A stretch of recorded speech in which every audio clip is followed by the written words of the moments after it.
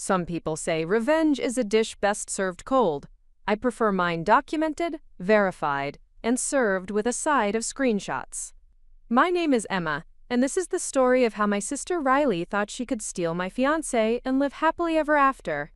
What she didn't know was that I had a camera, a brain, and absolutely nothing left to lose. Before we jump back in, tell us where you're tuning in from, and if this story touches you, make sure you're subscribed, because tomorrow I've saved something extra special for you.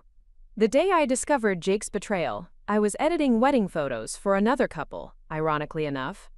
The irony wasn't lost on me later when I realized I'd been practicing for the most important photo shoot of my life. But I'm getting ahead of myself. Let me start from the beginning, with the moment I should have seen the red flags but was too blinded by love and family loyalty to notice. I've always been the reliable one. The sister who showed up early to family dinners, who remembered birthdays without Facebook reminders, who ran errands for mom when her arthritis acted up. Emma the dependable, Emma the photographer, who captured everyone else's perfect moments while waiting patiently for her own. At 28, I'd built a modest but successful photography business in Riverside, Oregon, specializing in weddings and family portraits. The irony of spending my days documenting other people's happiest moments while my own love life resembled a series of poorly composed snapshots wasn't lost on me. Then Jake Morrison walked into my studio on a rainy Tuesday in March, and everything changed. He claimed he needed headshots for his real estate development company, but the way he lingered after the session, asking about my work, my dreams, my favorite coffee shop, made it clear he was interested in more than professional photography. Jake was everything I thought I wanted. Tall, with the kind of confident smile that sold houses and won hearts. He had this way of making me feel like I was the only person in the room. When he asked me out that first time, suggesting dinner at Cascade Coffee, I actually pinched myself in the parking lot to make sure I wasn't dreaming. Our relationship unfolded like a perfectly planned photo shoot. Jake was attentive, romantic, and seemed genuinely interested in my work. He'd bring me coffee during long editing sessions, surprise me with flowers on random Wednesdays, and always had a good excuse for why we couldn't spend time at his place. He lived in Willowbrook, he explained, in a house he was renovating. The construction mess was embarrassing, and besides, he preferred my cozy studio apartment above my photography business. It felt intimate, he said, like getting to see the real me. I should have questioned why someone in real estate development was always paying for dinner in cash, or why his business calls always seemed to come when I was around, forcing him to step away and speak in hushed tones. I should have wondered why, in 6 months of dating, I'd never met any of his friends or colleagues. But love, I've learned, has a way of adjusting the aperture on reality, blurring the background details while keeping the subject in sharp, flattering focus. The proposal came 8 months after our first date, during what Jake called a spontaneous weekend getaway to the family lake house. He'd arranged everything with Mom, who was thrilled that her responsible daughter had finally found someone worthy of her devotion. The proposal itself was picture perfect, down to the golden hour lighting as Jake dropped to one knee on the dock, the lake reflecting the sunset behind him like a natural backdrop. The ring was modest but beautiful, a vintage setting he claimed had belonged to his grandmother. I said yes, obviously, and spent the drive home mentally planning our engagement photos. That's when Riley entered the picture, and everything I thought I knew about my life began to unravel like a poorly wound camera strap. Riley had been living in Los Angeles for the past 3 years, chasing her dreams of becoming a lifestyle influencer, while surviving on Mom's monthly checks and whatever income her Instagram partnerships generated. At 25, she'd perfected the art of looking effortlessly beautiful while doing absolutely nothing productive. Her feed was a carefully curated collection of coffee cups, sunset selfies, and motivational quotes about following your dreams, all shot with the kind of expensive equipment I'd saved months to afford. When Mom called to tell her about my engagement, Riley's response was immediate and dramatic. She absolutely had to come home to meet Jake and help plan the wedding. She'd catch the next flight to Portland, she declared, because family was everything, and she couldn't bear to miss this exciting time in my life. I should have recognized the warning signs in her enthusiasm. Riley had never shown interest in my relationships before, unless you counted the time in high school when she'd flirted with my prom date, until he asked her to dance instead of me. But I was too caught up in wedding planning euphoria to see clearly. Mom was thrilled to have both her daughters home, and I convinced myself that maybe this was the moment Riley and I would finally build the close sisterly relationship I'd always wanted. We'd never been particularly close growing up. The 3-year age gap felt like a decade when we were children, and our personalities were as different as our approaches to photography. I preferred candid shots that captured genuine emotion, while Riley lived for posed perfection that looked flawless but felt empty. Jake met Riley on a Thursday evening in late September, when Mom insisted on hosting a family dinner to properly introduce everyone.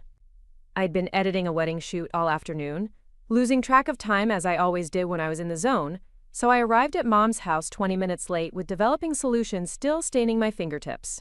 Riley was already there, of course, holding court in the living room while Mom bustled around the kitchen, clearly thrilled to have her glamorous daughter home. I heard Jake's laugh before I saw him, a sound I'd grown to love over our months together. But something about it seemed different that evening, brighter somehow, more animated than I'd heard in weeks. When I walked into the living room, I found him sitting on the couch next to Riley, both of them leaning forward in conversation like old friends sharing secrets.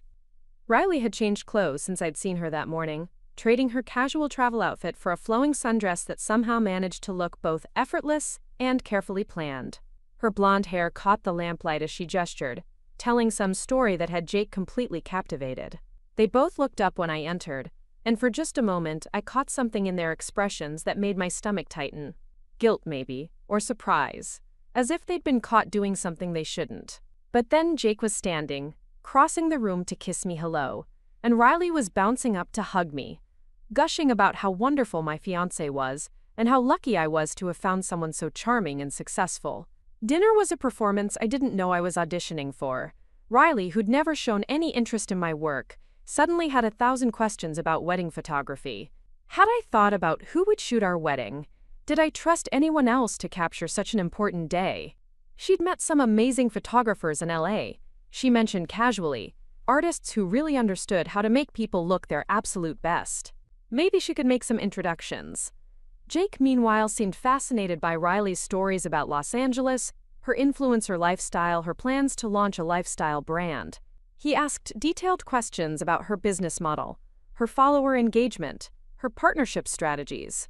I sat between them, cutting my salmon into increasingly smaller pieces, feeling like a spectator at my own engagement celebration. After dinner, while Mom and I cleared the dishes, I could hear them laughing on the back porch, their voices carrying through the screen door. Riley was showing Jake something on her phone, their heads bent close together as they scrolled through what I assumed were her Instagram posts. When we rejoined them, they were discussing fitness routines, apparently having discovered they both belonged to the same gym chain, though in different cities. The evening ended with Riley insisting on taking photos of Jake and me together, because she had such a good eye for lighting and angles. She positioned us on the porch steps, adjusting our poses with the confidence of someone who'd spent years perfecting her own image. Through her camera phone, she directed us to move closer, to look at each other instead of the camera, to try a more natural smile. Jake seemed more relaxed during this impromptu photo session than he had all evening, and I wondered if it was Riley's easy confidence behind the camera or something else entirely. The photos, I had to admit when she showed them to us afterward, were beautiful. She'd captured something soft and romantic in the golden porch light, and Jake and I looked genuinely happy together. Riley immediately posted one to her Instagram story, tagging both of us with heart emojis and captions about family and love and sisterly bonds. The response was immediate and enthusiastic from her followers, who apparently loved seeing this glimpse into her personal life. Driving home that night, Jake was quieter than usual, seeming lost in thought as we navigated the familiar streets back to my studio. When I asked if he'd enjoyed meeting Riley, his response was enthusiastic but somehow rehearsed, like he'd been practicing what to say. "She was great," he said, "really vibrant and interesting. I could see why she'd done so well in Los Angeles. It must run in the family, that photogenic quality, that natural charisma." I should have paid more attention to the way he said photogenic, like it was a quality he'd been looking for but hadn't realized until that moment. I should have noticed how he kept checking his phone during the drive, the soft glow of the screen illuminating a small smile I rarely saw anymore. Instead, I focused on planning our own engagement photos, mentally scouting locations around Riverside that would showcase our relationship as beautifully as Riley had managed, with just her phone and the porch light. The next morning, I woke up to a text from Riley suggesting we grab coffee and do some sister bonding. She wanted to hear all about my relationship with Jake, she said, and she had some ideas for the wedding that she was dying to share. I suggested Cascade Coffee, the place where Jake and I had our first date, thinking it would be nice to share that piece of our story with her. Riley arrived 15 minutes late, which was early for her, wearing what appeared to be a casual outfit but was clearly chosen with Instagram in mind. She ordered an elaborate drink with multiple modifications while I stuck with my usual black coffee, and we settled into a corner booth where the lighting was particularly flattering. She immediately started taking photos of her drink, the cafe interior, and us together, all while asking questions about Jake that felt oddly specific. How long had we been together? What did he do for work exactly? Did he travel much for business? Had I met his family? Where did he see himself in 5 years? She framed these questions as sisterly interest, claiming she wanted to make sure I'd found someone worthy of my devotion, but something about her intensity made me uncomfortable. It felt less like protective sister concern, and more like a job interview, as if she were gathering information for some unknown purpose. When I mentioned that Jake was renovating his house in Willowbrook and that's why we always stayed at my place, Riley's interest seemed to sharpen. She knew Willowbrook, she said. She'd looked at houses there when she first moved to LA, before deciding city life was more her speed. It was such an exclusive area, she mused, the kind of place where serious real estate developers would live. He must be doing really well for himself to afford something there. I found myself defending details about Jake that I'd never questioned before. Of course, preparing and narrating this story took us a lot of time, so if you are enjoying it, subscribe to our channel, it means a lot to us. Now back to the story. He was successful, I said, though I realized I'd never actually seen evidence of his work beyond the business cards and the story about needing headshots. Of course he was renovating, though I'd never driven by to see the house or met any contractors or workers. Of course he was legitimate, though something about having to say it out loud made doubt creep in like morning fog rolling over the mountains. Riley must have sensed my uncertainty because she quickly shifted the conversation to wedding planning, gushing about venues and flowers and dresses, with the enthusiasm of someone who'd been planning her own wedding for years. She had connections, she said, photographers and planners and vendors who could make our day absolutely perfect. She even offered to help coordinate everything, since she had experience with event planning from her influencer work, and I was probably too busy with my own photography business to handle all the details. I should have said no. I should have recognized the way she was inserting herself into every aspect of my relationship, offering solutions to problems I didn't know I had. Instead, I felt grateful for her interest, touched that she wanted to be involved in such an important time in my life. When she suggested the 4 of us have dinner together soon, her and me and Jake and maybe someone she was seeing in LA who might be visiting, I agreed immediately. It seemed like the perfect way to blend our old family dynamic with my new relationship. That dinner, planned for the following Saturday at a trendy restaurant in downtown Portland, would turn out to be the beginning of the end of everything I thought I knew about my life. But at the time, sitting in Cascade Coffee with Riley's excited chatter filling the space between us, I felt hopeful about our future as sisters and confident in my relationship with Jake. I even let her take a selfie of us together, heads pressed close, coffee cups positioned artfully in the foreground. She posted it immediately with a caption about sister time and wedding planning, and how excited she was to be home for such a special time. The likes and comments started rolling in before we'd even finished our drinks, and I found myself caught up in the excitement of sharing my happiness with the world, even if it was through Riley's much larger platform.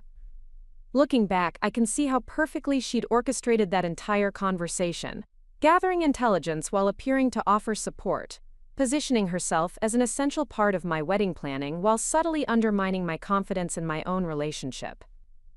But at the time, I was just happy to have my sister's attention and approval, something I'd been seeking my entire life without realizing it. The photograph she took that day would later become evidence, though not in the way either of us expected. Sometimes the most damaging pictures are the ones where everyone is smiling, where the surface looks perfect but something darker lurks just beneath the carefully composed frame.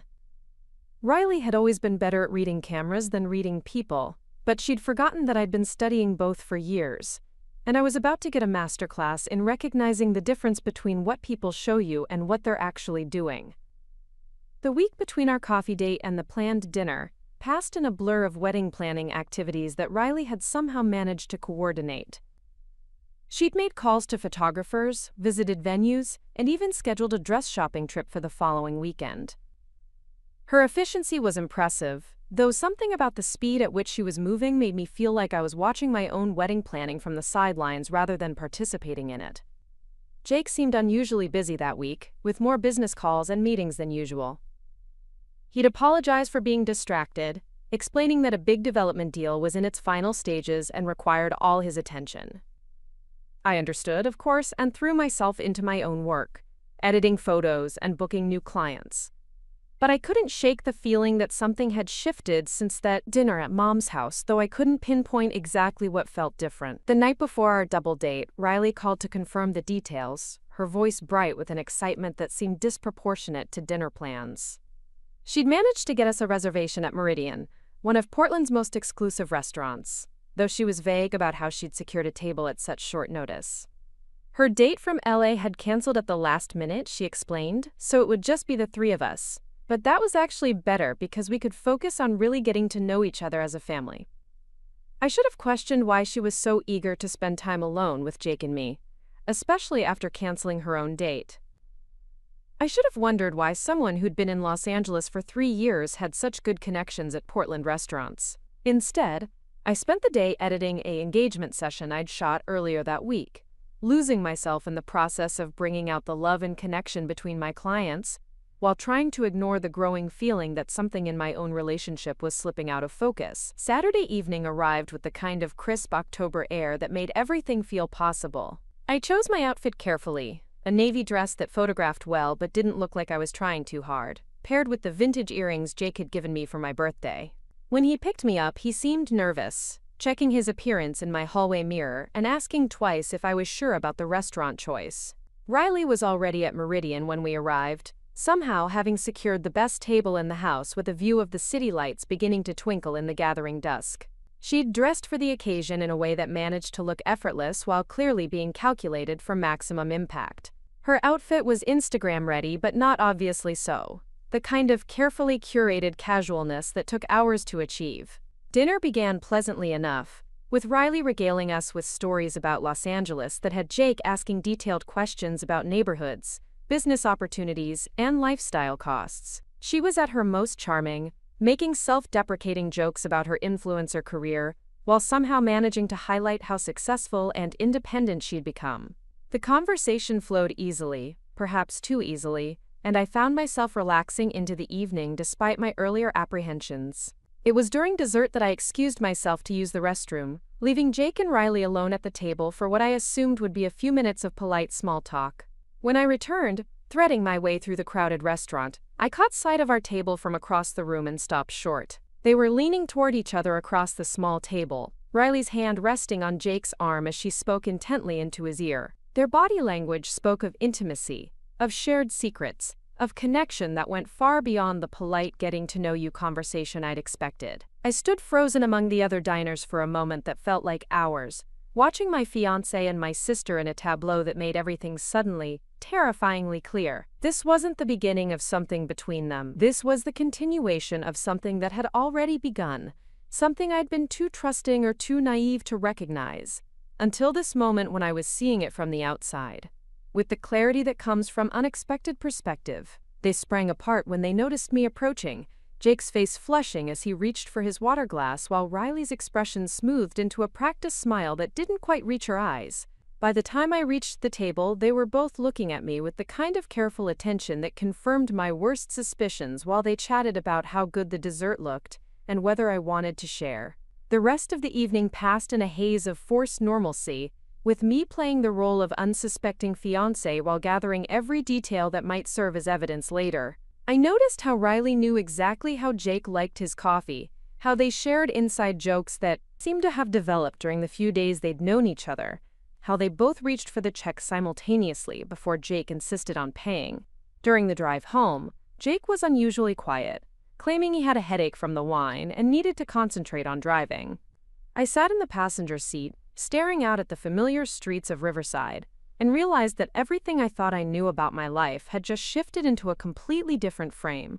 The reliable Emma, the trusting Emma, the Emma who always saw the best in people, had just been given a masterclass in betrayal, and she was already planning her response. That night, after Jake dropped me off with a distracted kiss and a promise to call tomorrow, I sat in my studio surrounded by wedding photos I'd taken for other couples, and began to plan the most important photo shoot of my career. Because if there's one thing I'd learned in my years of capturing people's most important moments, it's that the truth always reveals itself eventually. You just have to know how to frame the shot and when to press the shutter. The morning after the restaurant revelation, I woke up with the kind of clarity that comes from having your world completely rearranged overnight. While Jake slept peacefully beside me, completely unaware that his carefully constructed facade had crumbled over dessert and coffee, I lay staring at the ceiling of my studio apartment, mentally cataloging every detail that now made perfect sense in this new context. His reluctance to have me visit his house wasn't about construction mess. His cash payments weren't about preferring not to use credit cards. His mysterious business calls weren't about real estate deals. Everything I'd rationalized away as quirky or professional now formed a pattern that pointed to one inescapable conclusion. Jake Morrison was not who he claimed to be, and my sister had figured it out long before I had. I slipped out of bed quietly, padding barefoot across the cold hardwood floors to my desk where my laptop waited like a faithful companion. If there was one thing my years in photography had taught me, it was the importance of documentation. Every wedding, every family portrait, every corporate headshot began with research. Understanding your subjects, their relationships, their dynamics, their secrets. I'd been photographing Jake for months without really seeing him, but that was about to change. The first thing I discovered was that Jake Morrison, successful real estate developer, had virtually no online presence. No company website, no professional social media accounts, no mention in local business publications or real estate listings. For someone supposedly building his career in an industry that thrived on networking and visibility, his digital footprint was remarkably small. Too small, I realized, for someone legitimate. I spent the next 3 hours following digital breadcrumbs, using every search technique I'd learned from years of researching potential clients and vendors. What I found, or rather what I didn't find, painted a picture that made my stomach churn with a mixture of rage and embarrassment. The address he'd given me for his Willowbrook house belonged to a property that had been sold 6 months before we met. His supposed business phone number was registered to a service that provided temporary lines for people who needed to appear more established than they actually were. But the real bombshell came when I decided to reverse search the photos from his headshot session, the ones that had supposedly launched our relationship. Professional habit made me run them through image recognition software, a tool I used to ensure my own work wasn't being stolen or misused online. What came back made me nearly drop my laptop. Jake Morrison's face appeared in at least 6 different social media profiles, attached to different names, different professions, different life stories. In one, he was Marcus Thompson, a fitness trainer in Seattle. In another, David Chen, a marketing consultant in San Francisco. Each profile was carefully crafted, with just enough detail to seem legitimate but not enough to be easily verified. Each one featured the same confident smile, the same practiced charm, the same ability to make someone feel like they were the only person in the room. My hands were shaking as I screenshotted everything, creating a digital file that would have made any private investigator proud. But this wasn't just about gathering evidence anymore. This was about understanding how thoroughly I'd been played, and more importantly, how Riley fit into this elaborate deception. I was so absorbed in my research that I didn't hear Jake stirring until he was already padding toward the bathroom, mumbling something about needing to leave early for a morning meeting. I quickly minimized my browser windows, switching to an innocuous photo editing project as he emerged, hair tousled and looking deceptively innocent in the morning light. "Morning, beautiful," he said, kissing the top of my head as he reached for the coffee I'd brewed hours earlier. "You're up early. Couldn't sleep?" "Just had some inspiration for a new project," I replied, keeping my voice carefully neutral as I watched him in my peripheral vision. "You know how it is when creativity strikes." He nodded, though I noticed how his eyes flicked toward my laptop screen, trying to see what I was working on. This small gesture, which I might have missed yesterday, now felt significant. How many other signs had I ignored? How many times had he been checking up on me, monitoring what I knew or suspected? "I might be late tonight," he said, gathering his clothes from yesterday that were scattered across my bedroom floor. "This deal I'm working on is heating up, and you know how these things go." I knew exactly how these things went, though not in the way he meant. "Of course," I said. "I'll probably be editing late anyway. Rachel wants to meet for coffee later to discuss a potential collaboration." Rachel Chen was my oldest friend and my most trusted ally in the photography world. We'd met in college, bonded over our shared love of capturing authentic moments, and had been supporting each other's careers ever since. More importantly, Rachel had a degree in computer science that she'd put to use building one of the most sophisticated photo editing and management systems I'd ever seen. If anyone could help me document what I was discovering about Jake, it would be Rachel. Jake's response to hearing her name was subtle but telling. A slight tightening around his eyes, a pause that lasted just a beat too long. "Rachel," he repeated. "I don't think I've met her yet." "She's been traveling a lot for work," I explained, though I realized with a start that I'd been unconsciously keeping my closest friendships separate from my relationship with Jake. Another red flag I'd missed. "She's been wanting to meet you, though. Maybe we can all have dinner soon." "Definitely," Jake said, though his tone suggested the opposite. "I'd love to meet your friends." After he left, promising to text me later about dinner plans, I immediately called Rachel. She answered on the second ring, her voice bright with the energy of someone who'd already been awake for hours working on client projects. "Emma, please tell me you're calling with good news about that engagement shoot you mentioned. I've been dying to see those photos." "Rachel, I need your help with something else entirely," I said, cutting straight to the point. "How quickly can you meet me? And bring your laptop. The good one." There was a pause, and when Rachel spoke again, her voice had shifted to the focused tone she used when facing a technical challenge. "How serious are we talking?"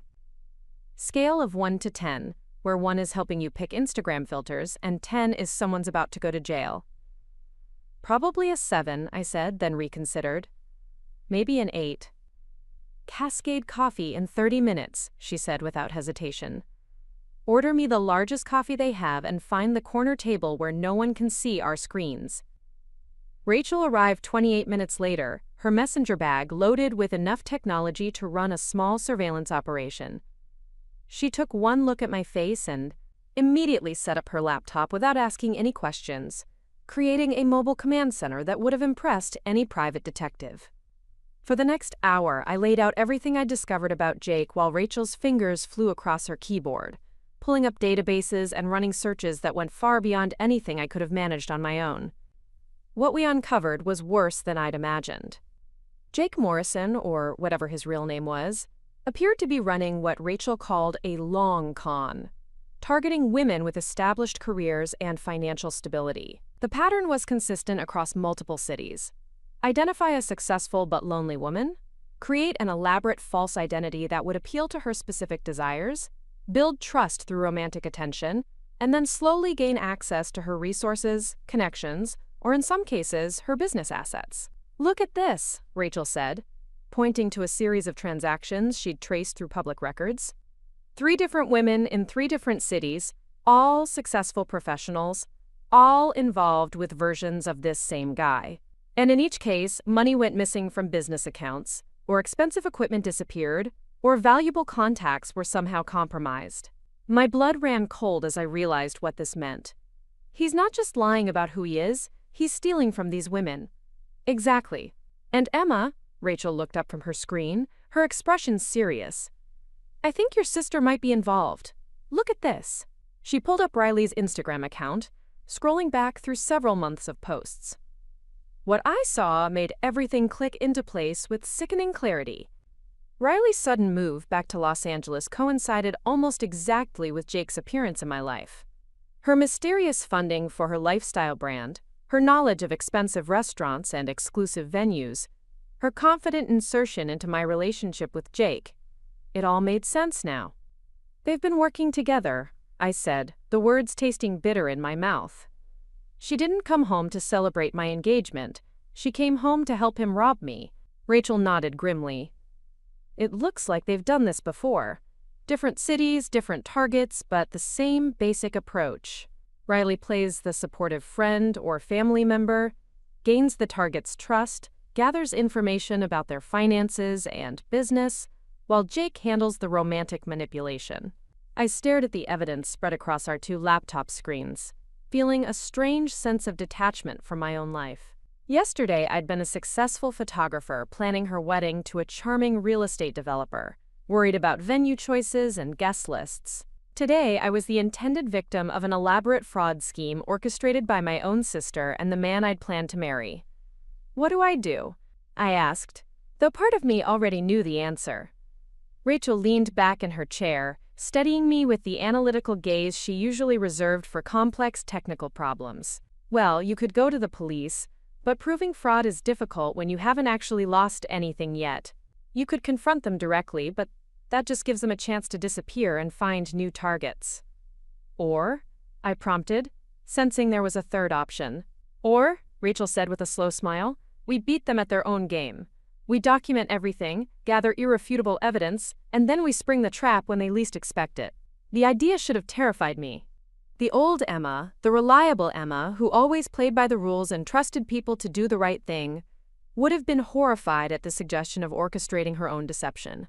But the new Emma, the one who'd been forged in the fires of betrayal and humiliation, found the prospect surprisingly appealing. "What did you have in mind?" I asked. Rachel opened a new document on her laptop and began typing.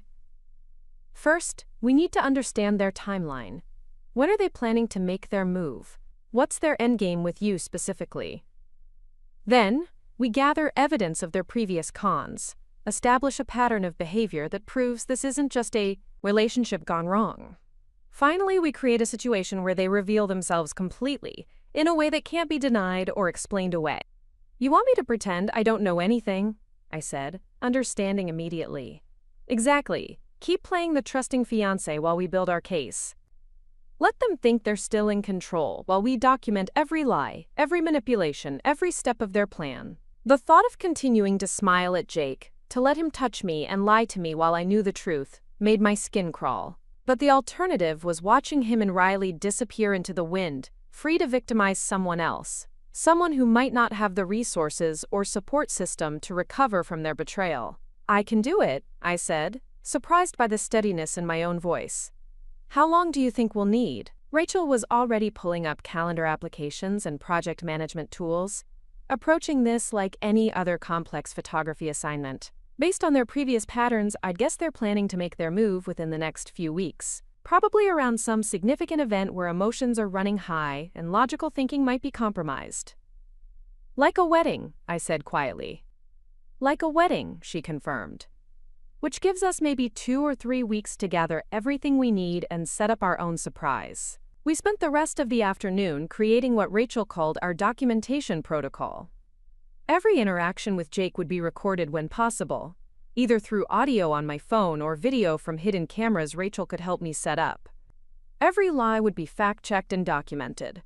Every financial transaction, every business claim, every detail of his supposed life would be verified and cataloged. More importantly, we would begin building evidence of Riley's involvement, tracking her movements, her communications, her financial transactions during this period. If they were working together, there would be proof, and we would find it. "One more thing," Rachel said as we packed up our impromptu command center. "We need to protect your assets starting now. Move your business funds to a new account they don't know about. Change your passwords on everything. Install security software on all your devices. If they're planning to rob you, we're not going to make it easy." That evening, I sat in my studio preparing for Jake's return, like an actress getting ready for the performance of her life. I practiced my smile in the mirror, rehearsed responses to his lies, and prepared to become someone I'd never been before. A woman capable of deception, of patience in the face of betrayal, of turning the tables on people who'd underestimated her completely. When Jake arrived at 8 o'clock with takeout from my favorite Thai restaurant and stories about his challenging but ultimately successful day, I smiled and kissed him hello, and asked all the right questions about his fictional business deals. But inside, I was taking notes, gathering evidence, and planning the most important photo shoot of my career. The documentation had begun, and for the first time since discovering their betrayal, I felt like I was back in control of my own story.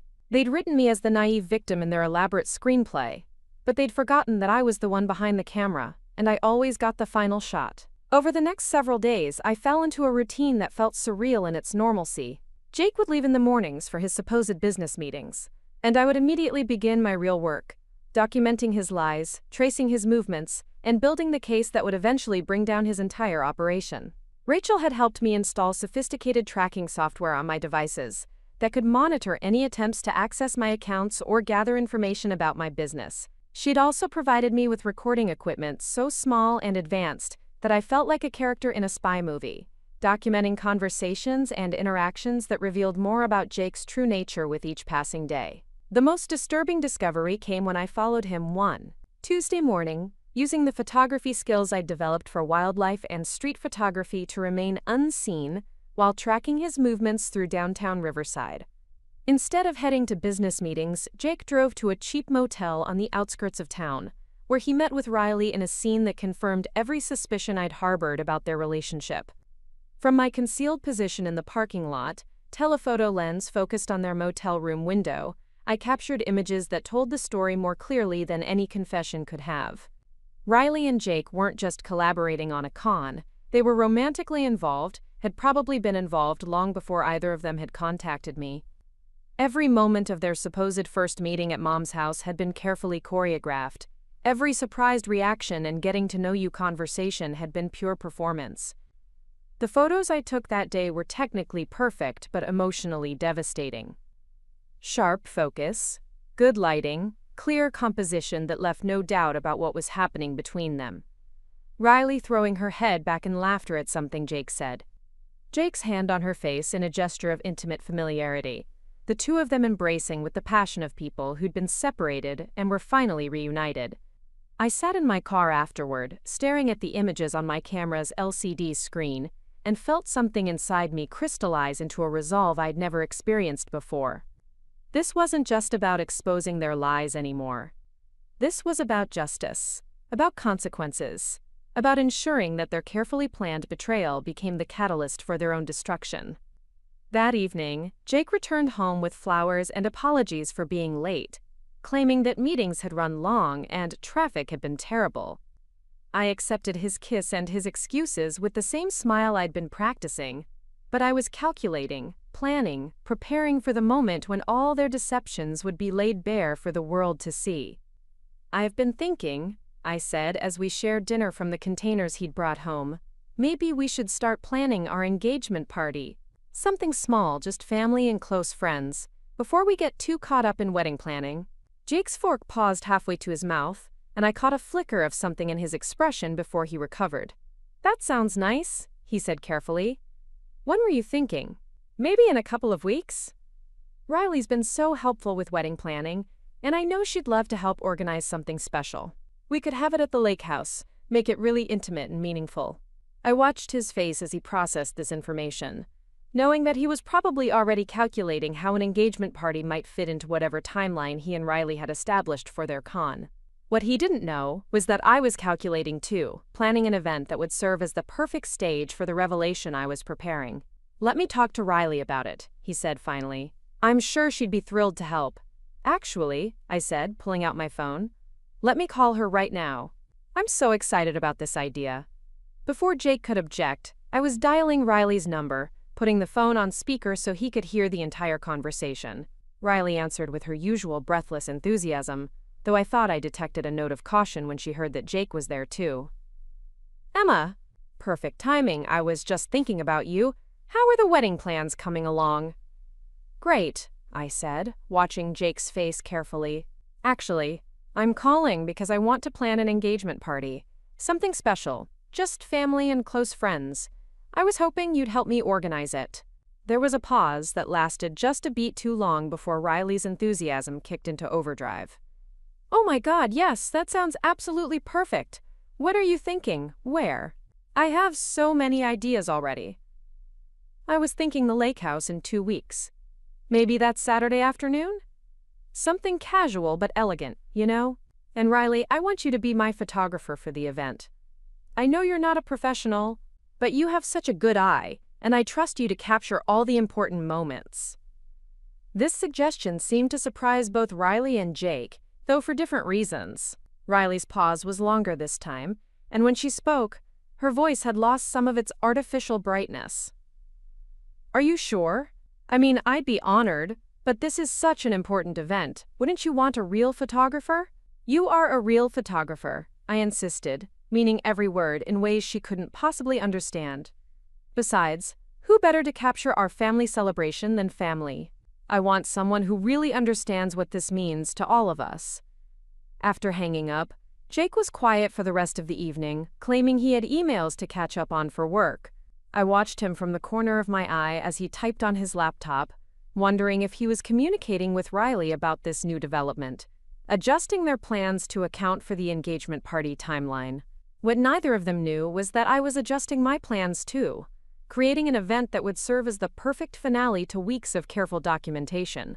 An engagement party where the real surprise wouldn't be the celebration of my fake relationship, but the exposure of their elaborate deception. The stage was set, the players were in position, and the countdown to revelation had begun. In 2 weeks, everyone would finally see the truth about Jake Morrison and Riley. But by then, I'd have gathered enough evidence to ensure that this was the last con they'd ever attempt together. As I lay in bed that night, listening to Jake's carefully measured breathing beside me, I thought about the woman I'd been just a week ago, and the woman I was becoming.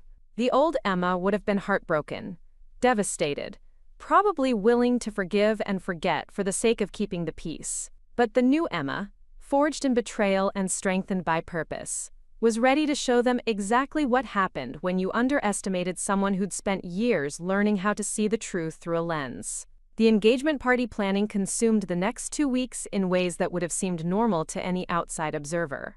Riley threw herself into the role of devoted sister and event coordinator with an enthusiasm that might have been touching if I hadn't known the truth. She spent hours on the phone with caterers, florists, and rental companies, creating what she promised would be an unforgettable celebration of love and family unity. What she didn't realize was that every phone call was being recorded, every vendor contact was being documented, and every financial transaction was being traced through the sophisticated monitoring system Rachel had helped me establish. We weren't just planning an engagement party anymore. We were orchestrating the most elaborate sting operation ever disguised as a family celebration. Jake's behavior during this period became increasingly erratic, swinging between moments of genuine affection that made me question my own discoveries and periods of distraction that confirmed everything I'd learned about his true nature. He would disappear for hours at a time, claiming to handle mysterious business deals that required his immediate attention, only to return with stories that fell apart under the gentlest questioning. The morning of our engagement party dawned crisp and clear, with the kind of perfect autumn light that photographers dream about. I woke up alone in my studio apartment, Jake having left early to handle what he claimed were last-minute preparations for a business presentation he had to give the following week. His absence was actually a relief, giving me time to prepare for what I knew would be the most challenging performance of my life. Rachel arrived at sunrise with coffee and the final pieces of equipment we'd need for the day. Hidden cameras that looked like decorative objects, audio recording devices disguised as party favors, and backup systems that would ensure we captured every moment of what was about to unfold. "Are you ready for this?" she asked, studying my face as we sat in my kitchen, surrounded by the technology that would document the end of my relationship and my sister's betrayal. "I don't think anyone can be ready for something like this," I admitted, wrapping my hands around my coffee mug for warmth and comfort. "But I need to know the truth, and I need everyone else to see it too." The lake house had been transformed into something that belonged in a wedding magazine, thanks to Riley's careful attention to every detail. White linens draped the outdoor furniture, strings of lights created a magical canopy over the deck, and flowers in shades of cream and gold gave the entire space an ethereal quality that would photograph beautifully. Riley herself looked stunning in a flowing dress that managed to be appropriate for the occasion while still ensuring she'd be the most photogenic person there after me. She greeted me with enthusiasm that seemed genuine, throwing her arms around me and declaring that everything was absolutely perfect for my special day. "I can't believe how beautiful everything looks," I said, and I meant it. Whatever else Riley was guilty of, she had impeccable taste and an eye for creating Instagram-worthy moments. "Only the best for my sister," she replied, squeezing my hand. "This is going to be a day none of us will ever forget." The irony of her words wasn't lost on me, though she had no idea just how prophetic they would prove to be. Guests began arriving around noon, starting with Mom, who was practically glowing with pride at having both her daughters home and one of them getting married to such a wonderful man. Tom and Sarah, my closest friends from college, arrived with congratulations and a beautiful gift that made me feel guilty about the deception I was orchestrating, even though I knew it was necessary. Jake appeared just as the party was hitting its stride, looking handsome and charming in the casual elegance he'd perfected over months of playing the role of successful businessman and devoted fiancé. He moved through the crowd with practiced ease, shaking hands with the men and charming the women with the kind of attention that made everyone feel special and important. I watched him work the room and marveled at his skill. He remembered names and details about people he'd met only once, asked thoughtful questions about their lives and careers, and somehow managed to make each conversation feel like the most important interaction of his day. If I hadn't known what I knew about his true nature, I would have been proud to be marrying someone so socially adept and genuinely interested in others. But I did know the truth, and watching him perform this elaborate charade for an audience of innocent people who believed they were celebrating genuine love made my stomach churn with a mixture of rage and disgust. Riley had positioned herself as the unofficial photographer for the event, moving through the party with her expensive camera and directing people into poses that would create the perfect visual narrative of our engagement celebration. She had a genuine talent for capturing flattering angles and authentic-looking moments, even when those moments were carefully orchestrated rather than spontaneous. What she didn't know was that Rachel had positioned herself strategically around the property, with recording equipment that was capturing every conversation, every private moment, and every interaction that revealed the truth beneath the beautiful surface we'd all worked so hard to create. The first crack in Jake's facade appeared during the toast portion of the afternoon. Uncle Robert, who'd driven down from Seattle for the occasion, stood up with his champagne glass and began a rambling speech about the importance of family and the joy of watching young people find true love in an increasingly complicated world. "I remember when Emma was just a little girl with her first camera," he said, smiling at me across the crowded deck. "She was always trying to capture the perfect moment, the exact second when something real and beautiful was happening. And now she's found that same kind of authenticity in her relationship with Jake." I saw Jake's expression flicker for just a moment, a micro-expression of discomfort or guilt that anyone who wasn't looking for it would have missed entirely. But I was looking for it, and I caught it, and I knew that somewhere beneath his charming exterior, the weight of his deception was beginning to show. The second crack appeared when Mrs. Henderson from down the road asked Jake about his business, expressing interest in potentially listing her late husband's property for development. Jake's response was smooth and professional, but he made the mistake of providing specific details about zoning regulations and market conditions that Rachel and I had already verified were completely incorrect. Mrs. Henderson, who'd been involved in real estate for 30 years, raised an eyebrow at his claims, but was too polite to contradict him directly. Instead, she asked follow-up questions that revealed just how little Jake actually knew about the industry he claimed to work in.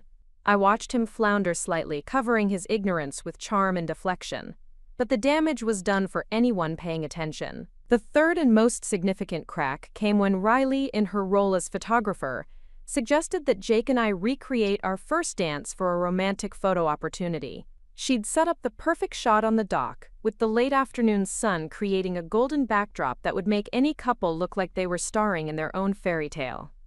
"Come on, you two," she called, gesturing for us to move into position. "Let's capture the magic of your love story." As Jake and I moved into each other's arms, swaying to music that existed only in our imagination, I felt his body tense in a way that had nothing to do with performance nerves. His eyes, which had been warm and loving for the benefit of our audience, went cold and calculating as he looked at me, as if he were seeing me clearly for the first time. "You know," he said quietly, his voice pitched so only I could hear, "you've been acting strange lately. Distant. Is everything okay between us?" It was a fishing expedition, an attempt to gauge whether I suspected anything about his true nature or his relationship with Riley. The old Emma would have immediately reassured him, would have blamed stress or work pressure for any changes in her behavior.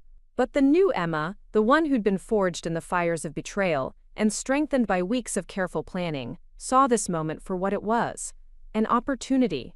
"Actually," I said, matching his quiet tone, "I've been thinking a lot about our future together, about trust and honesty, and what it really means to build a life with someone." Something shifted in his expression, a wariness that confirmed every suspicion I'd harbored about his true feelings for me. "That's good," he said carefully. "Trust is important in any relationship." "Yes, it is," I agreed, meeting his gaze directly. "It's especially important when you're planning to spend your life with someone, when you're sharing your deepest secrets, your financial information, your professional contacts, when you're making yourself completely vulnerable to another person." The color drained from Jake's face so quickly that I thought he might actually faint. Around us, the party continued, guests laughing and chatting and celebrating what they believed was the beginning of a beautiful marriage. But in our small bubble of space on the dock, with Riley's camera capturing what she thought would be romantic imagery, a different kind of truth was being revealed. "Emma," Jake started, but I cut him off. "Smile," I said, my own smile bright and genuine for the first time in weeks. "Riley's taking pictures." The rest of the afternoon passed in a blur of forced normalcy, with Jake growing increasingly agitated, and Riley seeming to sense that something had shifted without understanding exactly what. I played my part perfectly, the radiant bride-to-be surrounded by family and friends, basking in the love and support of everyone who cared about my happiness. But beneath the surface I was counting down the minutes, until the moment I'd been planning for weeks, the moment when all the careful documentation and patient preparation would finally pay off in a revelation that would expose everything Jake and Riley had been hiding. As the sun began to set and guests started talking about heading home, I stood up and called for everyone's attention. The crowd quieted, expecting perhaps a thank you speech or another toast to mark the end of a perfect celebration. "Before everyone leaves," I said, my voice carrying clearly across the deck, "I have a little surprise, something special I want to share with all of you." Jake's expression went from wary to panicked as I moved toward the house, ostensibly to retrieve whatever surprise I had planned. Riley followed me with her camera, probably thinking this would be the perfect candid moment to capture for her social media documentation of the day. What I actually retrieved was my laptop and a portable projector that Rachel had helped me set up earlier in the day. As I connected the devices and began pulling up the files I'd spent weeks compiling, I could feel the energy of the party shifting from celebratory to confused. "I know this seems unusual," I said, addressing the crowd while Jake stood frozen beside the projector screen, "but I've put together a little slideshow about Jake and my relationship, about how we met, how our love story developed, and some things I've learned about the man I'm planning to marry." The first image that appeared on the screen was innocuous enough, Jake's original headshot, the one from our first meeting at my studio. The crowd murmured appreciatively at how handsome and professional he looked. The second image was a screenshot of one of his fake social media profiles, showing the same photo attached to a completely different name and profession in a different city. The murmurs turned to confused silence as I clicked through slide after slide, each one revealing another layer of Jake's elaborate deception. Different names, different careers, different life stories, all featuring the same face that was currently pale with terror beside me. "This is Marcus Thompson from Seattle," I said conversationally, as if I were giving a normal slideshow presentation. "Fitness trainer, loves hiking and motivational quotes. And this is David Chen from San Francisco, marketing consultant with a passion for wine tasting and travel." Riley had stopped taking pictures, her camera hanging forgotten from her neck as she stared at the screen in what appeared to be genuine shock. Either she was a better actress than I'd given her credit for, or there were aspects of Jake's deception that even she hadn't been aware of. But my personal favorite, I continued, clicking to the next slide, is this series of photos I took just last week. The images from the motel parking lot filled the screen in sharp, undeniable detail. Jake and Riley embracing with the passion of longtime lovers. Riley's head thrown back in laughter at something Jake was saying. The two of them together in ways that left no doubt about the true nature of their relationship. The silence that followed was deafening.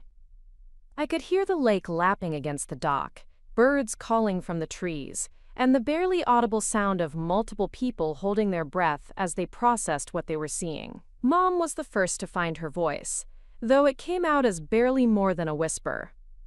"Riley? What is this?" Riley's response was to drop her camera and run, not toward the house to gather her things or toward her car to make an escape, but directly to Jake, throwing her arms around him in a gesture that confirmed everything the photos had already revealed. "It's not what it looks like," she said, though her actions made it clear that it was exactly what it looked like. Jake, meanwhile, had found his voice and was attempting to regain control of the situation through the same charm and manipulation that had gotten him this far. "Emma, I can explain everything. These photos, they're taken out of context. Riley and I were just friends, and she was upset about something, and I was comforting her." "Really?" I said, clicking to the next slide, which showed financial records Rachel had helped me trace. "Then I'm sure. You can explain these bank transfers from Riley's account to yours, dating back 6 months. Or these travel receipts showing you've been following the same route through multiple cities, targeting the same type of women in each location." The evidence was overwhelming, undeniable, and presented with the kind of clinical precision that left no room for doubt or alternative interpretation. Every lie, every manipulation, every aspect of their elaborate con was laid bare for everyone to see. Uncle Robert was the first guest to speak up, his voice rough with barely controlled anger. "Son, I think you need to leave. Now." Other voices joined his, a chorus of family and friends who'd been deceived and manipulated, demanding answers and explanations that Jake couldn't provide. The party that had begun as a celebration of love and family had transformed into a reckoning that stripped away every pretense and revealed the ugly truth beneath the beautiful surface. Jake made one last attempt to salvage the situation, turning to me with what he probably thought was his most convincing expression of wounded innocence. "Emma, please. You're making a terrible mistake. I love you. Everything I've done because I love you." "No," I said, my voice steady and clear. "Everything you've done because you thought I was an easy target. Because you saw a lonely woman with a successful business and decided she'd be perfect for your next con. But you made one crucial mistake." "What's that?" he asked, though he looked like he already knew he didn't want to hear the answer. "You forgot that I'm a photographer?" I said, gesturing to the screen full of evidence behind me. "And photographers see everything. We document everything. We capture truth, even when people are trying desperately to hide it." The final slide in my presentation wasn't a photo at all, but a simple text message. "Police have been contacted. Evidence has been submitted. Investigation is ongoing." Jake's face went from pale to gray as he realized that this wasn't just a public humiliation, but the beginning of legal consequences that would follow him far beyond this ruined engagement party. He looked around the deck at the faces of people who'd trusted him, liked him, welcomed him into their family, and saw nothing but disgust and betrayal reflected back at him. Without another word, he turned and walked away, not toward his car or toward any attempt to gather his belongings, but simply away, as if he could somehow escape the consequences of his actions by putting physical distance between himself and the evidence of his crimes. Riley tried to follow him, but Mom's voice stopped her cold. "Don't you dare," Mom said, her voice carrying authority I'd rarely heard from her. "Don't you dare walk away from this family after what you've done to your sister." The confrontation that followed was painful and necessary, a reckoning between sisters that had been building for years, beneath the surface of our complicated relationship. Riley's explanations were a mixture of justification and self-pity, painting herself as another victim of Jake's manipulation, while simultaneously revealing just how deeply she'd been involved in planning my betrayal. But the most shocking revelation came when Riley, cornered and desperate, finally told the truth about how long she'd been working with Jake and how many other women they'd targeted together. The scope of their operation was staggering, a multi-state con game that had been going on for years, with Riley serving as both scout and accomplice in dozens of elaborate schemes. As the last guests left and the sun set over the lake, I found myself standing alone on the dock where, just hours earlier, I'd been posing for romantic photos with a man I'd planned to marry. The party decorations still hung from the trees, and the remnants of our celebration were scattered across tables that would need to be cleaned up tomorrow. But for the first time in months, I felt truly alone in a way that was liberating rather than lonely. The elaborate deception that had defined my life for nearly a year was finally over. And while the ending wasn't what I'd planned or hoped for, it was honest in a way that felt like freedom. Rachel appeared beside me as I stood there, having stayed behind to help with cleanup and to make sure I was okay after the emotional devastation of the day. "How do you feel?" she asked, settling beside me on the dock. "Empty," I said honestly, but also relieved, like I've been holding my breath for months and can finally exhale. "What happens now?" I thought about the question, considering the debris of my old life and the possibilities of whatever came next. "Now I rebuild," I said. But this time, I do it with my eyes wide open. Above us, the first stars were beginning to appear in the darkening sky, and somewhere in the distance I could hear the sound of cars driving away, carrying the news of this day to the rest of our small community.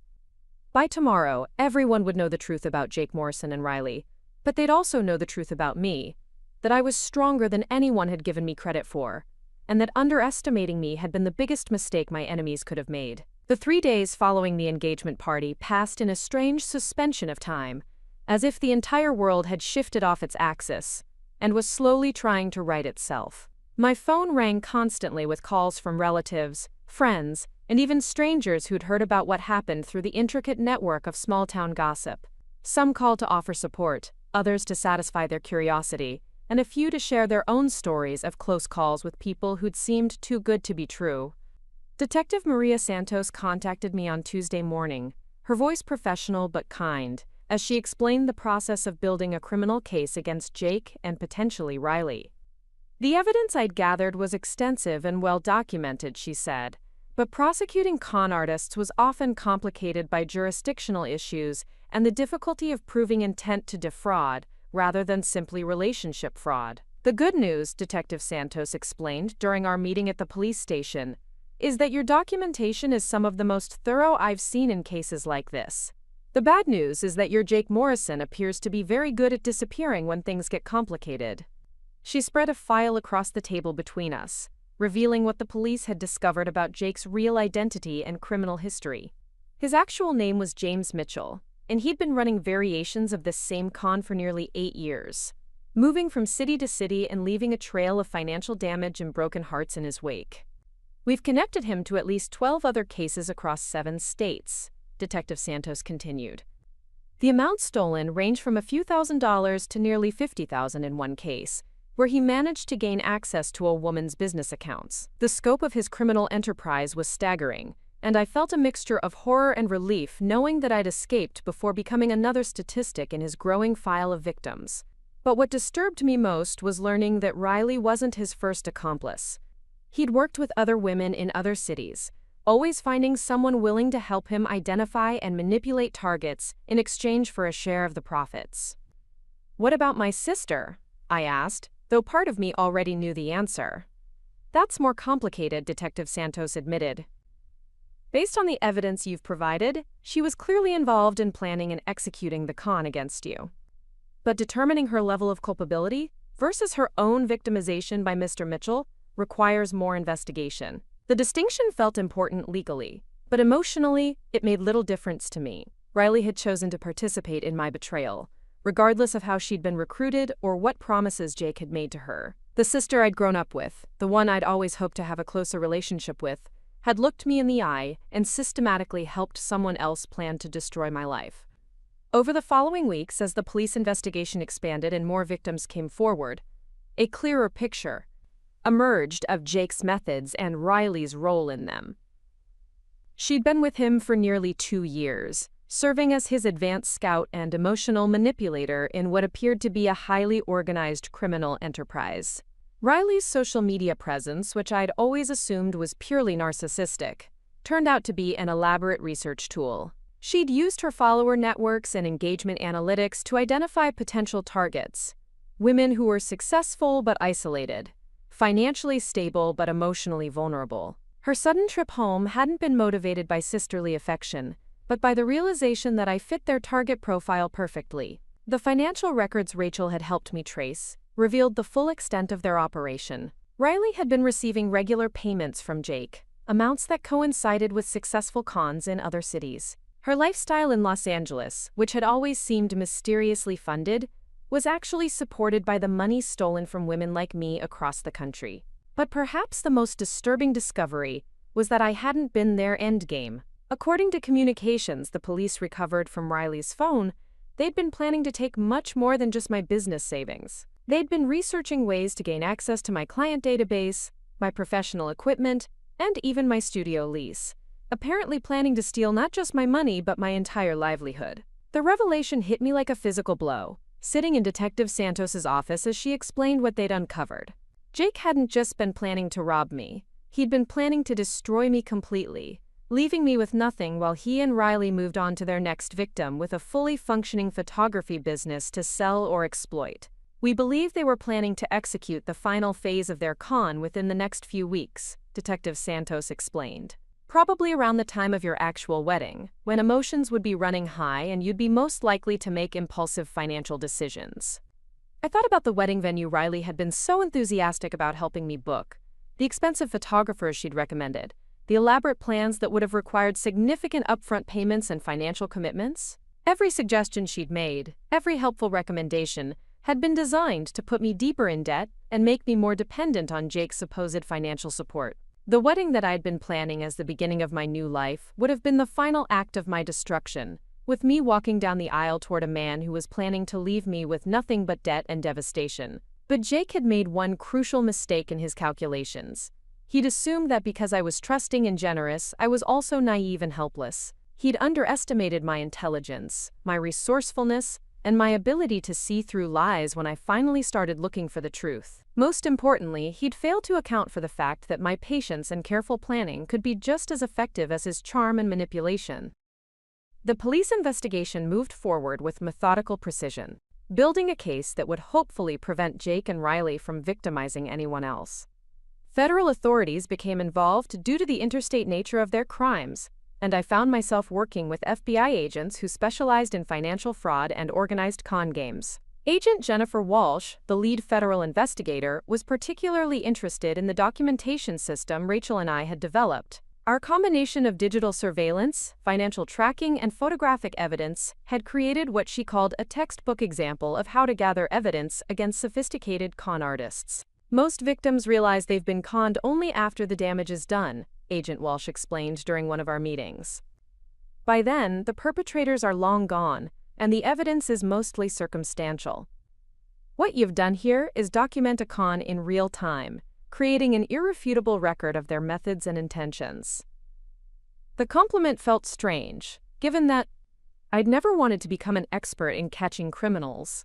But there was something satisfying about knowing that my careful documentation might help other women avoid the devastation Jake and Riley had planned for me. As the legal proceedings moved forward, I had to confront the complicated reality of what would happen to Riley. Despite everything she'd done, she was still my sister, and the thought of her facing serious prison time created a conflict between my desire for justice and my lingering family loyalty. Mom struggled with this dilemma even more than I did, torn between horror at what Riley had done and maternal instinct to protect her daughter from the consequences of her actions. Our conversations during this period were painful and necessary, forcing us to examine the family dynamics that had enabled Riley's sense of entitlement and disregard for others. I keep thinking about what I could have done differently, Mom said during one of our long talks in her kitchen, the same room where this whole nightmare had begun months earlier. Maybe if I'd been stricter with her, or made her face consequences for her behavior when she was younger. This isn't your fault, I told her, though I understood her need to find some explanation for how Riley had become someone capable of such betrayal. Riley made her own choices. She's an adult, and she chose to hurt people for money. But even as I said the words, I couldn't entirely escape my own sense of guilt and confusion. Had I missed signs of Riley's true nature over the years? Had my desire for a closer relationship with my sister blinded me to her capacity for manipulation and cruelty? Could I have protected other victims if I'd recognized her true character sooner? These questions haunted me during the weeks following the engagement party, as I tried to rebuild my life and make sense of everything that had happened. My photography business, ironically, was busier than ever, as word spread about my experience and other women reached out wanting to work with someone who understood the importance of seeing clearly and documenting truth. But the most unexpected consequence of exposing Jake and Riley was the response from their previous victims. As news of their arrest spread through law enforcement networks and media coverage, women from across the country began contacting me to share their own experiences and express gratitude that someone had finally stopped them. These conversations were both heartbreaking and empowering, revealing the full scope of damage Jake and Riley had caused, while also demonstrating the resilience and strength of the women they'd targeted. Each story was different in its details, but similar in its arc. Intelligent, successful women who'd been isolated and manipulated by people they'd trusted. People who'd seemed to offer love and support, but were actually calculating predators. Sarah from Denver had lost her entire retirement savings to Jake's investment scam. Maria from Phoenix had her business contacts stolen and used to defraud her clients. Jennifer from Seattle had discovered Jake's true identity only after he'd disappeared, with thousands of dollars and valuable equipment from her medical practice. The worst part wasn't the money, Jennifer told me during one of our phone conversations. It was feeling like such a fool for believing in him, for thinking that someone actually cared about me for who I was rather than what I could provide. I understood that feeling intimately, the way betrayal could make you question not just your judgment about other people but your fundamental worth as a human being. Jake hadn't just stolen money from his victims. He'd stolen their ability to trust, their confidence in their own perceptions, their belief that they deserved genuine love and respect. But talking to these women also revealed something powerful about the human capacity for recovery and growth. Each of them had found ways to rebuild their lives, to regain their confidence, and to use their experiences to help others avoid similar traps. Their resilience inspired me, and helped me see my own experience, not as a humiliating failure, but as a painful lesson that had ultimately made me stronger and wiser. The legal resolution came faster than I'd expected.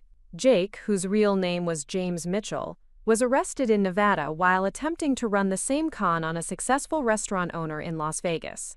Faced with overwhelming evidence from multiple jurisdictions and the testimony of numerous victims, he accepted a plea deal that would put him in federal prison for 15 years. Riley's case was more complicated, involving lengthy negotiations between prosecutors, defense attorneys, and federal investigators, trying to determine her exact level of culpability versus victimization. Eventually, she accepted a plea agreement that acknowledged her role in the conspiracy while recognizing that she'd also been manipulated by Jake.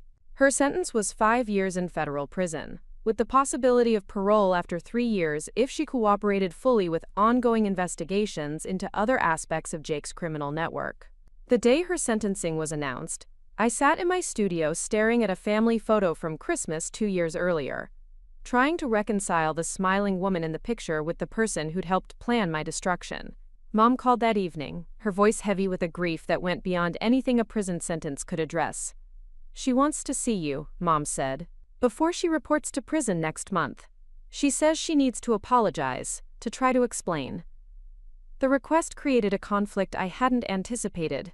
Part of me wanted to refuse, to let Riley face the consequences of her actions without the comfort of family forgiveness. But another part of me needed closure, needed to understand how the sister I'd grown up with had become someone capable of such calculated betrayal. I agreed to meet her at a neutral location, a coffee shop in downtown Portland where we could talk privately without the emotional weight of family history surrounding us. When Riley walked in, she looked smaller somehow, diminished by the weight of her choices and their consequences.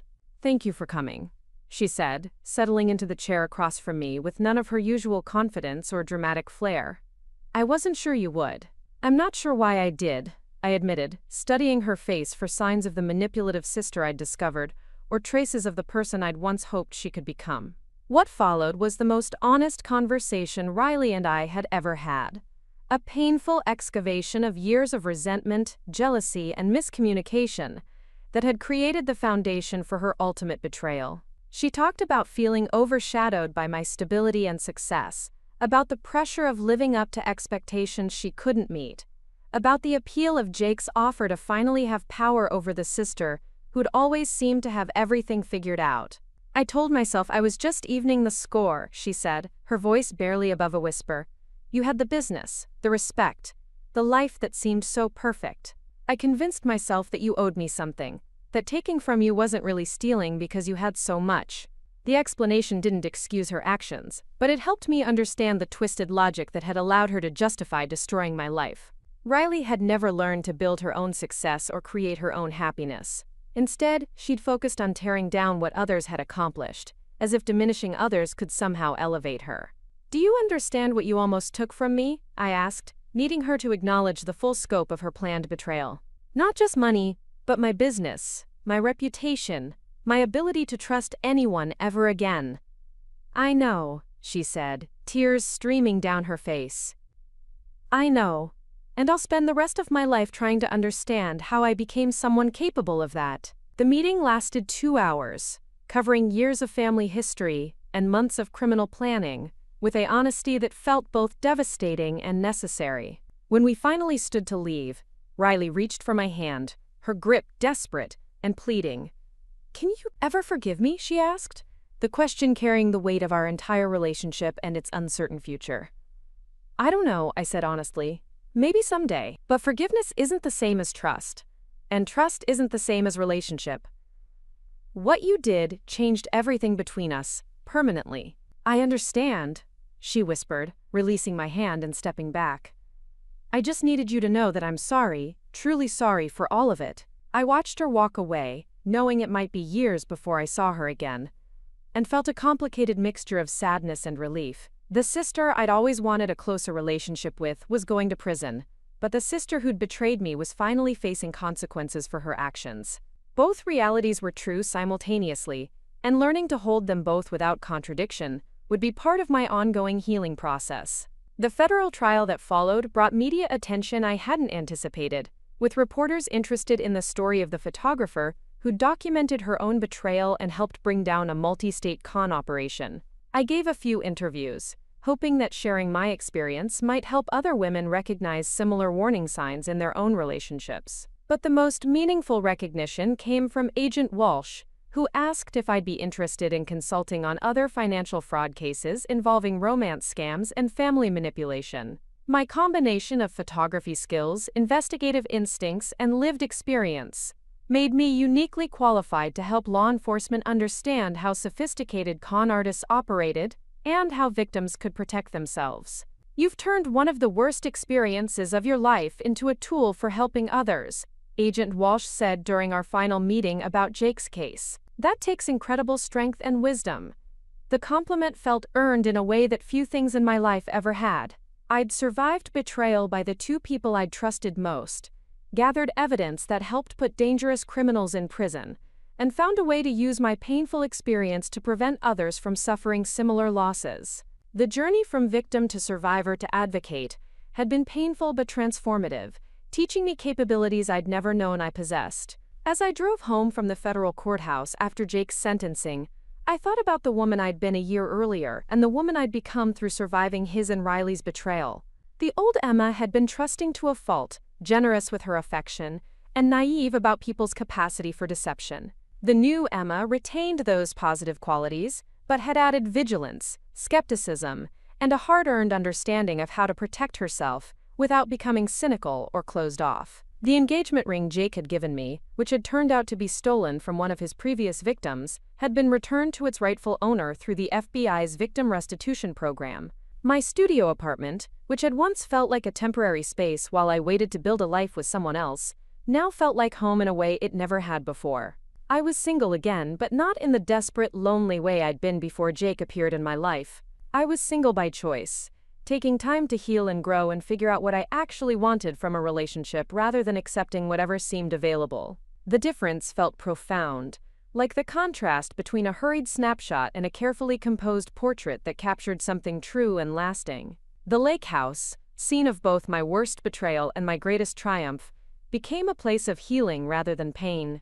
I started spending weekends there, using the quiet and natural beauty to process everything that had happened and plan for whatever came next. The dock where Jake and I had posed for fake romantic photos became my favorite spot for morning coffee and evening reflection, a place where I could remember my own strength and resilience. Sometimes, sitting there with my camera in my lap and the mountain light playing across the water, I would think about the photos Riley had taken that final day, the images she'd captured, thinking she was documenting my downfall, but which actually showed the moment I reclaimed my own power. In those pictures, if you knew how to look, you could see the exact moment when the victim became the victor, when the woman who'd been underestimated revealed her true capabilities.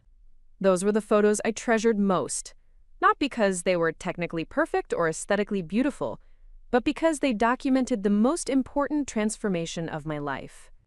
They showed the moment when Emma the reliable, Emma the trusting, Emma the easy target became Emma the strategic, Emma the strong, Emma the woman who saw clearly and acted decisively to protect herself and others. The story was far from over, but this chapter was complete, and I was finally ready to start writing the next one.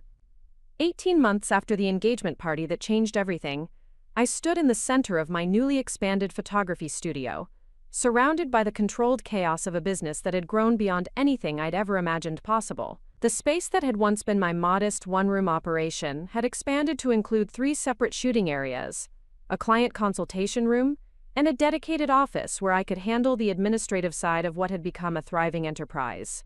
The transformation hadn't happened overnight. In the months following Jake's sentencing and Riley's imprisonment, I'd thrown myself into work with an intensity that bordered on obsession.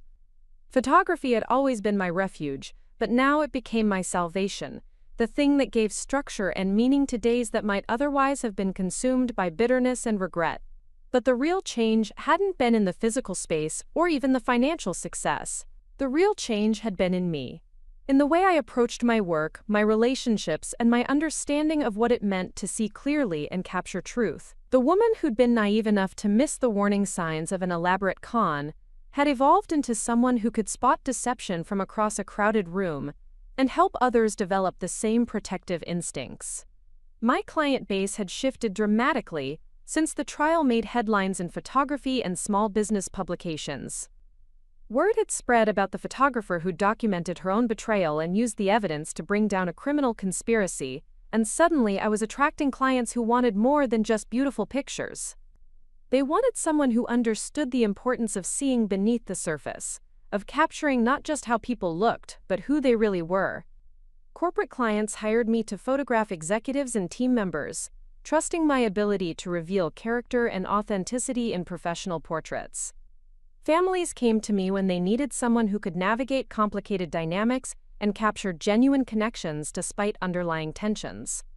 And increasingly, I was working with law enforcement agencies that needed someone who could document evidence with both technical precision and investigative insight. The consulting work with federal agencies had become a significant part of my income, but more importantly, it had given me a sense of purpose that went beyond personal success. Every case I worked on, every con artist I helped expose, every victim I assisted in gathering evidence, felt like another step toward ensuring that what happened to me would happen to fewer other women. Agent Walsh had become both a professional colleague and an unexpected friend, someone who understood the strange combination of trauma and empowerment that came from surviving sophisticated manipulation. She'd introduced me to other women in law enforcement who specialized in financial crimes, creating a network of professionals who were working to change how the justice system handled cases involving romance scams and family betrayal. "You've become something of a legend in certain circles," Agent Walsh told me during one of our regular check-ins. "There are agents in field offices across the country who've studied your documentation methods and started teaching them to other victims." The idea that my painful experience had become a teaching tool for protecting others felt like the kind of redemption I'd never expected to find. The careful systems Rachel and I had developed for gathering evidence were now being used by women across the country who found themselves in similar situations, creating a growing network of people who refused to be victims twice. Rachel herself had parlayed our collaboration into a new career focus, developing digital security and evidence-gathering tools specifically designed for people who suspected they were being deceived by romantic partners or family members. Her technical expertise, combined with our real-world experience, had created innovations that were being adopted by victim advocacy organizations and law enforcement agencies nationwide. "We should probably trademark the phrase defensive documentation," Rachel joked during one of our weekly coffee meetings, which had resumed at Cascade Coffee once the media attention died down. "We've accidentally created a whole new field of personal security." But perhaps the most unexpected development in my new life was the relationship that had grown slowly and naturally from my work with the Federal Task Force on Financial Fraud. Tyler Morrison worked as a forensic accountant for the FBI, specializing in tracing money through complex criminal enterprises like the one Jake and Riley had been running. The irony of his last name hadn't been lost on either of us when Agent Walsh first introduced us at a case consultation meeting. "No relation to your ex-fiancé," Tyler had said with a wry smile that immediately put me at ease. Different spelling, different character, different everything. Our relationship had developed with the kind of careful patience that comes from having learned hard lessons about trust and deception. We'd worked together professionally for months before having our first personal conversation outside of a case meeting. We'd been friends for months after that before either of us acknowledged the growing attraction that made our professional collaboration increasingly difficult to maintain with complete objectivity. "I feel like I should disclose something," Tyler had said during a dinner that had started as a work meeting and gradually evolved into something more personal. "I've read your entire case file. I know everything about what Jake and Riley did to you, and I know how you exposed them. I hope that doesn't make things weird between us." The admission should have made me uncomfortable, but instead it felt liberating. Here was someone who knew the worst thing that had ever happened to me and was still choosing to spend time with me. Not out of pity or curiosity, but out of genuine respect for how I'd handled an impossible situation. "Actually," I'd replied, "it's kind of a relief. No pretending, no gradual revelations, no wondering when I should bring up the fact that my ex-fiancé is in federal prison for running cons on women like me." Tyler's laugh had been warm and genuine, free of the careful sympathy I'd grown tired of receiving from people who didn't know how to respond to my story. "Well, when you put it like that, it does streamline the getting-to-know-you process." Our relationship progressed with deliberate slowness, built on a foundation of professional respect and personal compatibility, rather than the intense romantic fantasy that had characterized my relationship with Jake. Tyler was steady where Jake had been exciting, honest where Jake had been charming, and real where Jake had been performance. More importantly, Tyler understood the work that had become central to my life and identity. He'd seen firsthand how financial predators operated, how they targeted victims, and how difficult it was for survivors to rebuild their lives and learn to trust again. He didn't see my vigilance as paranoia or my independence as rejection. He saw them as hard-earned wisdom that made me stronger and more interesting rather than damaged or difficult. The first time Tyler came to the lake house, nearly a year after we'd started dating, I'd been nervous about sharing the space where so much of my trauma and triumph had played out. But watching him move through the rooms with quiet appreciation, pausing to look at the photos I'd displayed of family gatherings and peaceful moments, I realized that the house had truly become mine again, rather than a monument to betrayal. "This is where it happened?" he asked when we reached the deck where I'd revealed Jake and Riley's deception to our assembled family and friends. "This is where it ended," I corrected, settling into one of the Adirondack chairs I'd positioned to catch the morning light. "Where I stopped being a victim and became someone who fights back." Tyler sat beside me, following my gaze across the lake to the mountains beyond. "Do you think you'll ever completely trust your own judgment again? About people, I mean." It was the kind of direct question that would have made me uncomfortable coming from anyone else, but Tyler had earned the right to ask difficult things by proving he could handle whatever answers I gave him. "I think I trust my judgment better now than I ever did before," I said after considering the question carefully. Before Jake, I trusted blindly, assumed the best about everyone, ignored warning signs because I wanted to believe in fairy tales. Now I trust thoughtfully, with evidence and verification and healthy skepticism. That sounds lonely, Tyler observed, though his tone was curious rather than critical. It's the opposite of lonely, I replied, reaching for his hand. It's liberating. When you know you can protect yourself, when you know you can see clearly and act decisively, you can afford to be open with people who've earned it. You can choose to trust rather than trusting by default. The conversation had marked a turning point in our relationship, the moment when we both acknowledged that what we were building together was solid enough to withstand the weight of my history and strong enough to support the future we were beginning to envision. Mom had taken longer to come to terms with the new reality of our family, struggling with guilt over Riley's actions and uncertainty about how to maintain a relationship with a daughter who was in federal prison. The weekly visits to the correctional facility in Oregon, where Riley was serving her sentence, had become a painful ritual that left Mom emotionally drained but unwilling to abandon her maternal responsibilities. She seems different, Mom reported after one of these visits. Quieter, more thoughtful. She's been taking classes, working in the library. She says she's trying to understand how she became someone capable of what she did. I'd maintained my own correspondence with Riley through carefully written letters that walked the line between maintaining family connection and protecting my own emotional well-being. Her letters revealed someone who was genuinely grappling with the magnitude of her betrayal and its consequences, but I remained cautious about accepting her expressions of remorse at face value. Riley had been a skilled manipulator long before she met Jake, and the possibility that her apparent transformation was simply another performance designed to generate sympathy and eventual forgiveness couldn't be entirely dismissed. Time would be the ultimate test of whether her rehabilitation was genuine or strategic. The family dynamics had shifted in ways that were both painful and necessary. Uncle Robert and Aunt Susan had become more central figures in my life, providing the steady support and unconditional love that I'd once hoped to receive from Riley. Cousins who'd been peripheral relationships became close friends, bonded by shared values and genuine affection, rather than mere biological connection. Family isn't just who you're related to, Aunt Susan had said during one of our regular phone calls. It's who shows up for you, who supports your growth, who celebrates your successes without jealousy or competition. The wisdom felt particularly relevant as I navigated the complex process of building new relationships while maintaining appropriate boundaries with people who'd proven themselves untrustworthy. Riley would always be my sister, but she'd forfeited the right to be my confidant, my support system, or my automatic forgiveness.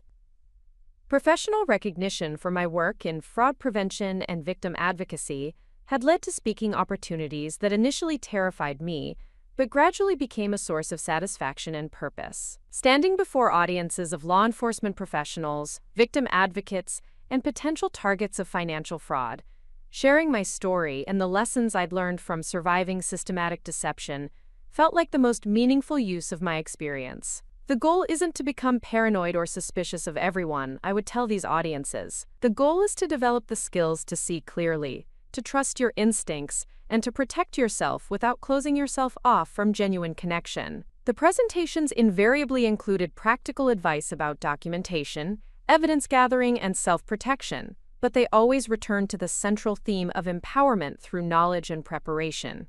I'd learned that victims of sophisticated cons shared certain characteristics: intelligence, success, generosity, and a desire to see the best in people that made them targets, but also gave them the tools to fight back if they understood how to use them.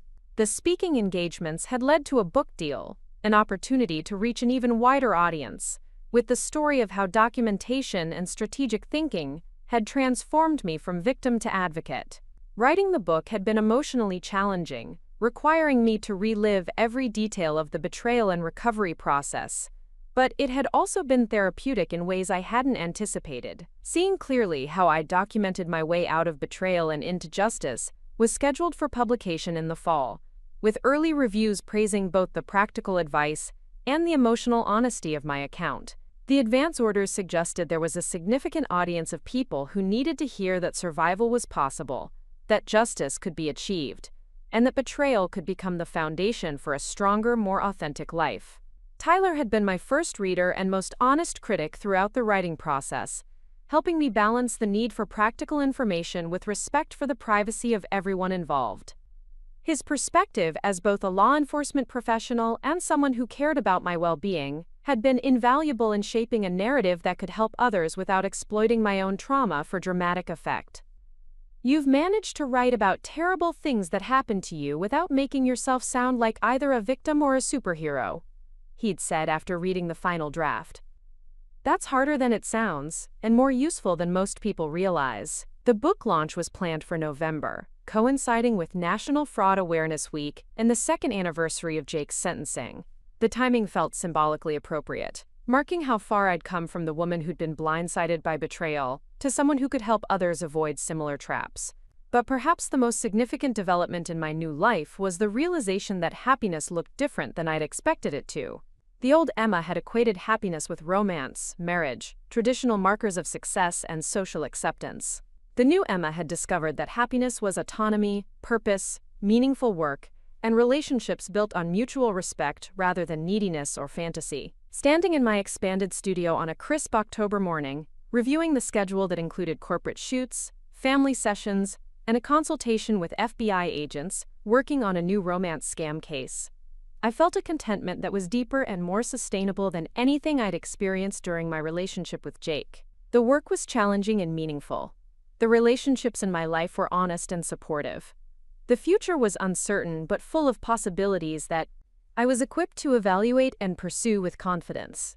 Most importantly, I knew that I could trust myself to navigate whatever came next, whether it was professional opportunities, personal relationships, or unexpected challenges. Tyler arrived at noon with lunch from the deli down the street, a tradition we'd established for days when my schedule was too packed for a proper meal break.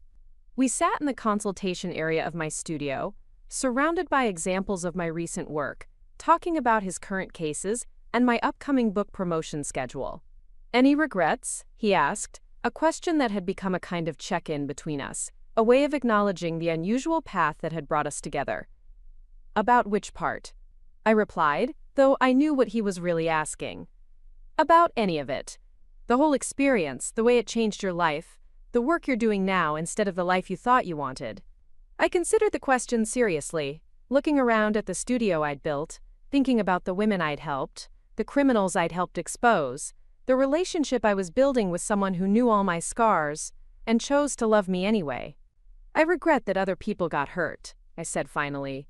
"I regret that Jake and Riley made choices that caused so much pain for so many people.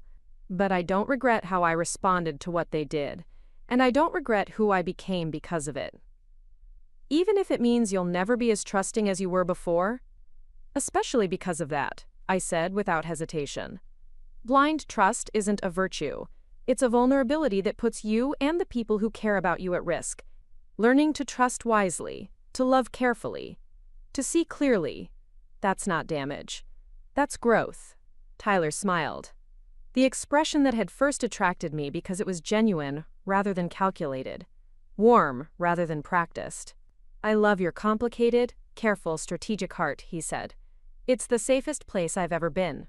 Later that evening, after Tyler had returned to his own apartment, and the studio was quiet except for the soft hum of equipment and the distant sounds of downtown Riverside settling into night, I sat at my desk reviewing the final proofs for a family portrait session I'd completed that weekend.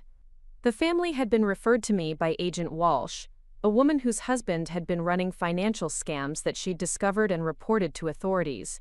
The portrait session had been part of her healing process, a way of documenting her family as it really was, rather than as she'd been led to believe it was. Looking at the images I'd captured, I could see the story they told. A strong woman surrounded by children who adored her, all of them moving forward together despite the betrayal that had shattered their previous understanding of their life.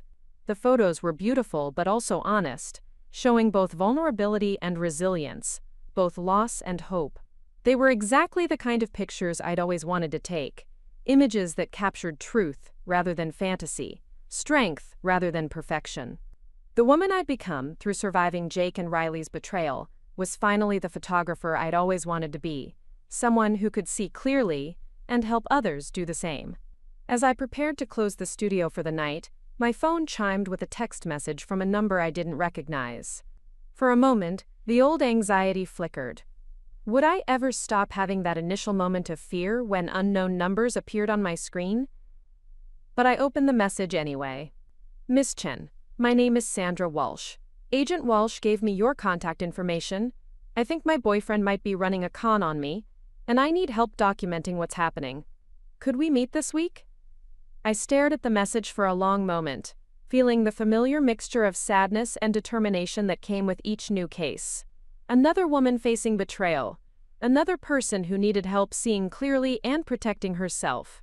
Another opportunity to transform my painful experience into something that could prevent someone else's destruction. I typed back quickly. Yes, we can meet. You're not alone in this, and you're stronger than you know. Tomorrow at 2 p.m. work for you? The response came immediately. Yes, thank you. I don't know what I would have done if I couldn't find someone who understood. I smiled, thinking about the woman I'd been 2 years earlier, desperate and alone, and convinced that no one could possibly understand what I was going through. Now I was the person that other women found when they needed someone who understood. Someone who'd been through the darkness and emerged with both scars and wisdom. Turning off the lights in my studio and locking the door behind me, I walked out into the cool evening air with the satisfaction that comes from work that matters, relationships that sustain, and a future that held promise rather than fear. The story that had begun with betrayal and devastation had become something larger and more meaningful, a narrative of survival, justice, and the power of seeing clearly in a world full of beautiful lies. Tomorrow, I would help another woman document her way to safety and justice. Tonight, I would go home to my apartment that was truly mine, to my life that I'd built with my own hands and protected with my own wisdom, and rest in the knowledge that I was exactly who I was meant to be. Up next, you've got 2 more standout stories right on your screen. If this one hit the mark, you won't want to pass these up. Just click and check them out.